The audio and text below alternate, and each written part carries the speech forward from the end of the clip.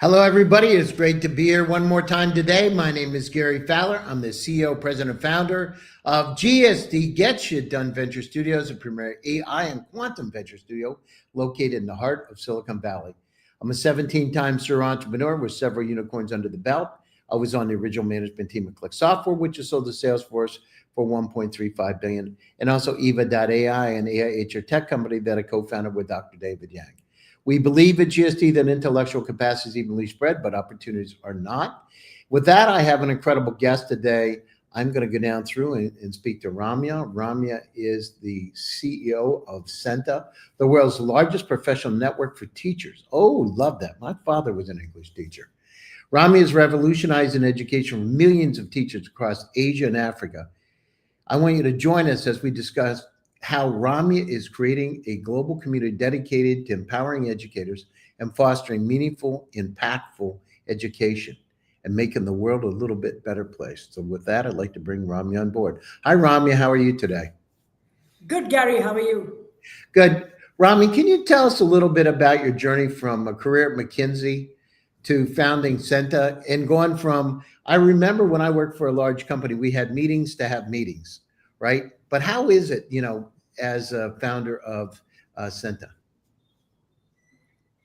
So frankly, I had an exciting career at McKinsey and Company, and while it sort of seems very large from the outside, it is a very entrepreneurial place where each of us ends up building our own teams, our practices, and so on. And personally, I was very passionate about education for a long time, well before I started my career. So as a student, I did a bit of volunteering, tried out a couple of things. When I joined McKinsey, I continued volunteering with a couple of significant nonprofits in India. And of course, volunteering, just it's something that you can do for a few hours in a week, but you can't spend too much time on it. When I was completing about 10 years of my career at McKinsey, I started feeling that I would like to pursue this in a more full-fledged manner. I used to focus on manufacturing and heavy industries, power, steel, all that kind of stuff. And I liked it. I enjoyed being on a shop floor, being in a power plant. But somewhere back of my mind, this whole thing about I want to work in education was playing up. And a couple of incidents happened which made me feel that one should not keep waiting. And I went back to my colleagues and said, I want to start my venture in education. They said, why don't you first build McKinsey's education practice? So I ended up doing that for the next 5 years. So it became a 15-year career in McKinsey, with the last 5 years building our education practice. Coming out of that experience, I started understanding that one, teachers play the most important role in education, and are heavily underserved. So we imagine that that yes, there is a supporting role that many other things play: infrastructure, technology, various other things play a supporting role.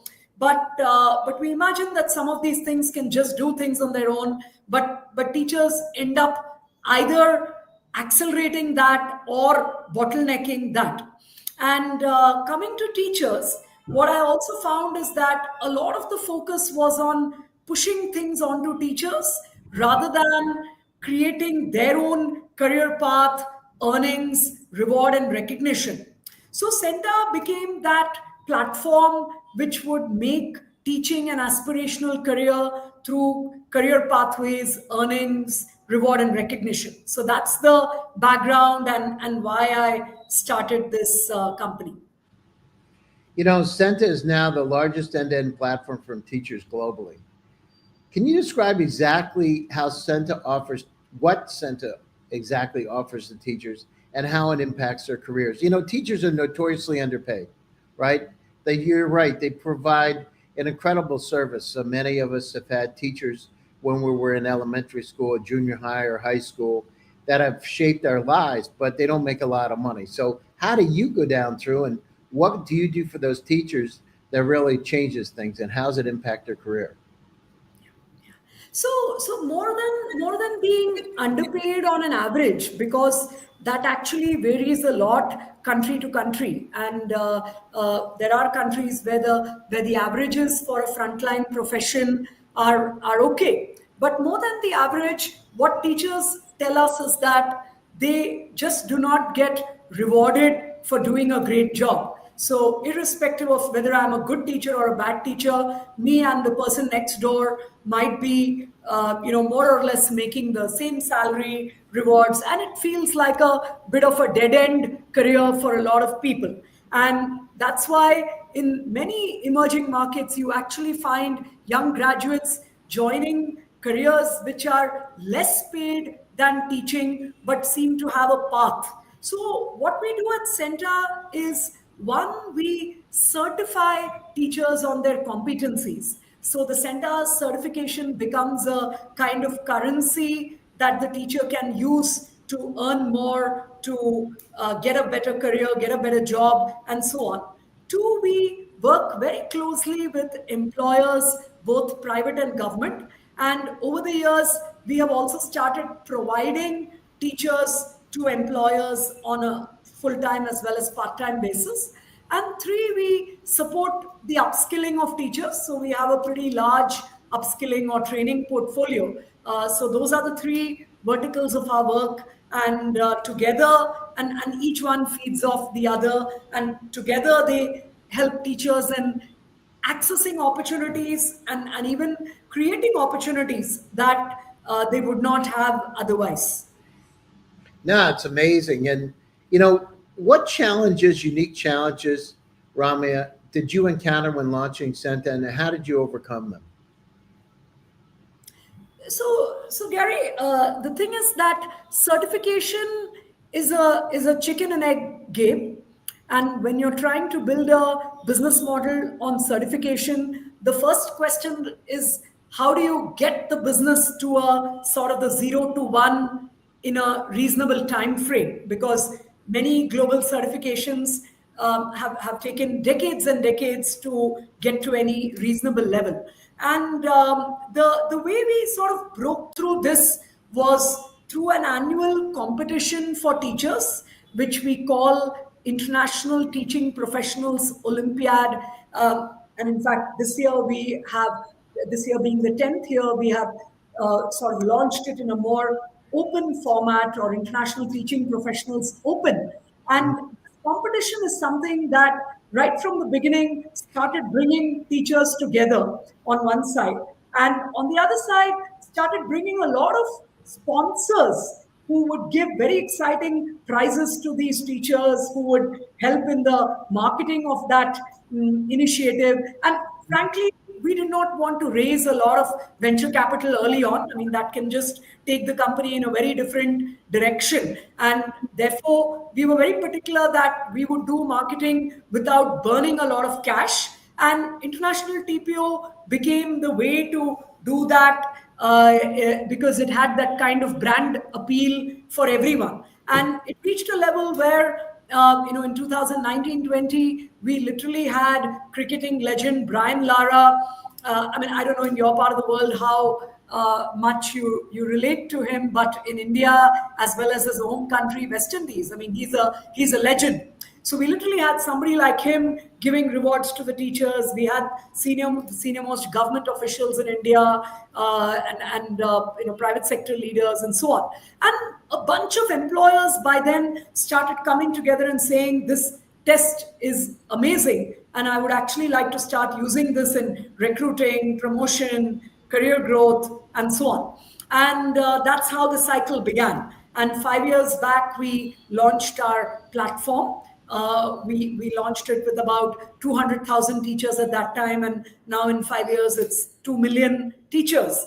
And that virtuous cycle of certification, career growth, and upskilling has come together. So to your question of challenges, I think it's this piece about making it work for all stakeholders. And throughout the journey, there have been many learnings and refinements on that front.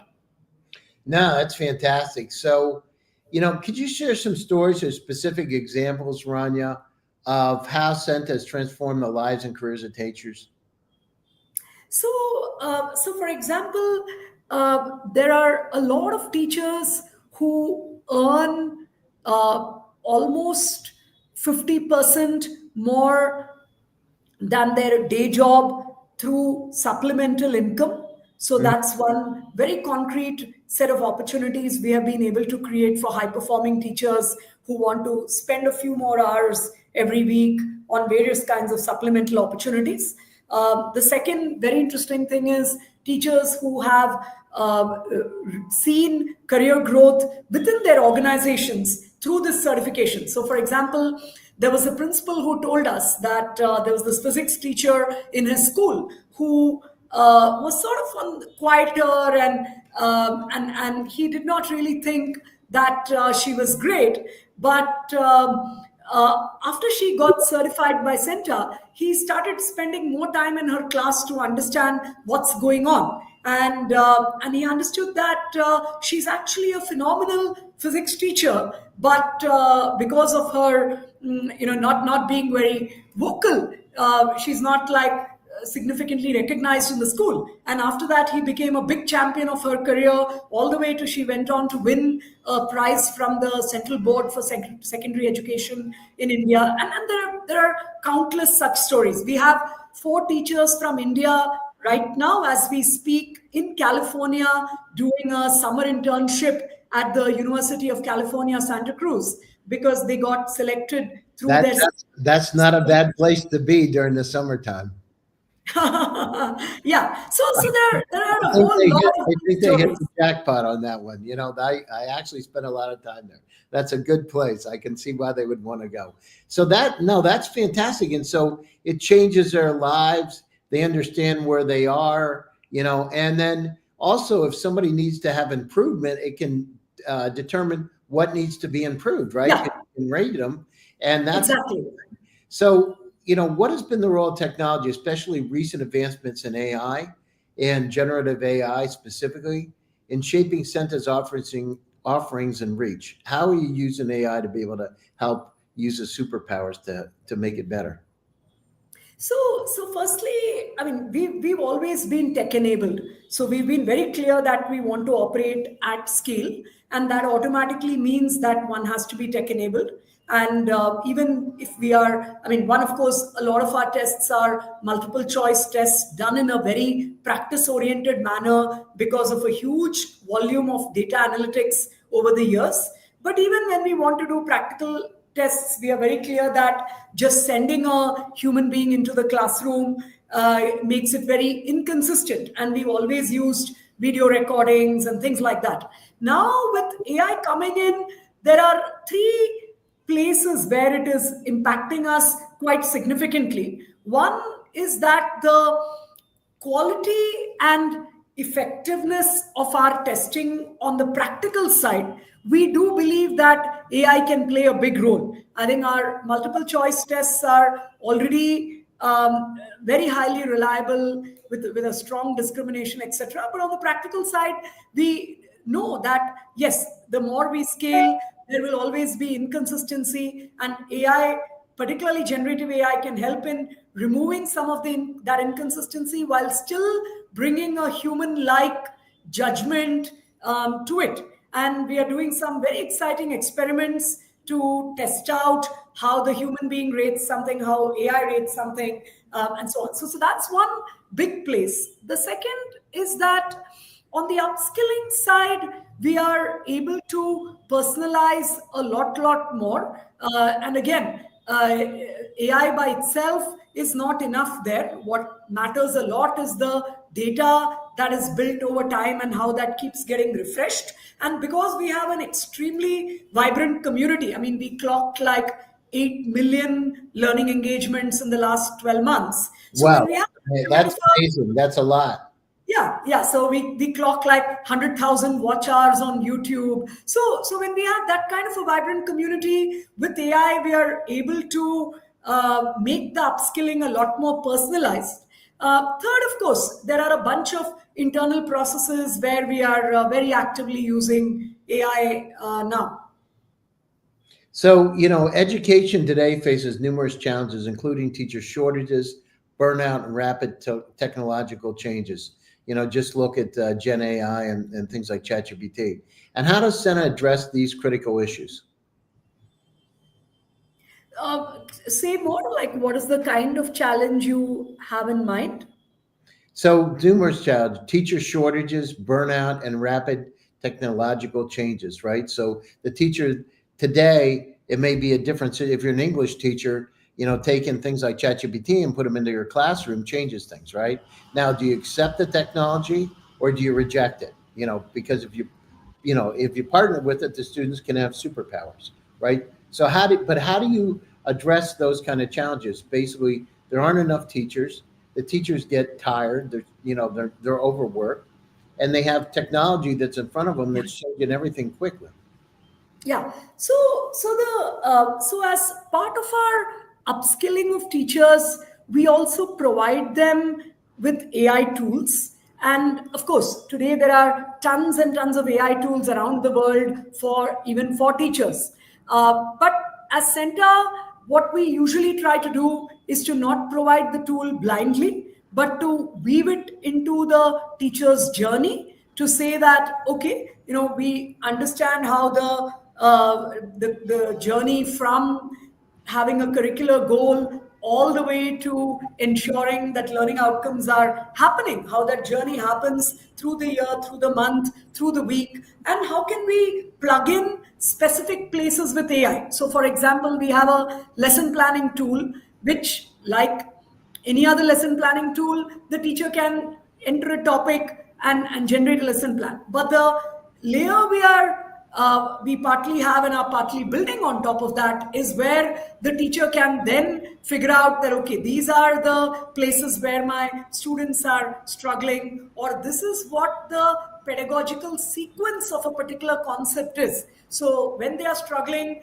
it's not that I just need to reteach that concept. I need to go back in the pedagogical sequence and bring that back. So these are the ways where ways we are providing those AI tools to teachers. And to come back to your point about burnout and shortage, I think that's where AI tools can significantly reduce the outside classroom workload of a teacher in particular. So whether it is preparing, whether it's paper correction, for many of those things, AI can shorten the time, and that's what we are helping teachers do. That sounds great. Listen, we're coming up to the top of the show. What's next for Senta, Ramya, and what's your vision for the future? So Senta is today a vibrant community which is clearly adding value to a large number of teachers. About 1.4, 1.5 million teachers are from India, 500, 600,000 teachers are from a bunch of other countries, mainly in Asia and Africa.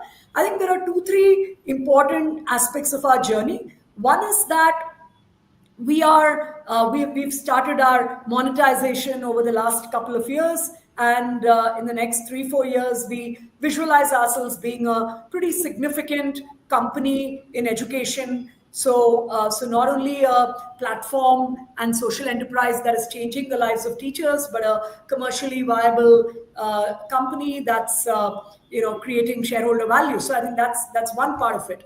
The second is that Centa is gradually starting to be seen as a bit of a gold standard for teacher competencies, and we really want to cement that both in India and in a few other select geographies, and really become like this gold standard where which teachers look for and employers look for. And third, of course, we want to continue creating the best opportunities possible for teachers from across the world, and keep having teachers feel like, yes, their lives are changing, and here is something that they own, they drive, and with that, the profession is becoming vibrant and aspirational. No, that's great. So Ramya, how do people get a hold of you? What's the best way to reach you? Centa, if you're talking about, is available on App Store and Play Store. It's a downloadable app, so anyone can. It's free to download, register, and once you're there, you know where to go. And separately, of course, if there are people who want to reach us more directly, then it's team@centa.org. I am present on LinkedIn personally, but I'm quite inactive, I should say. But yes, those are a couple of the ways. So thank you, Rami, for this insightful conversation and sharing your incredible journey and vision with me. Your work with Center is truly inspiring, impacting millions of teachers throughout the world and countless students, and it's truly amazing. I want to thank all my listeners for joining one more time. GSD presents Top Global Startups. My name is Gary Fowler, and I'm your host. Stay happy, stay safe, and stay healthy. We'll be back to you again soon with another exciting edition. Thanks. Appreciate it. Thank you, Gary.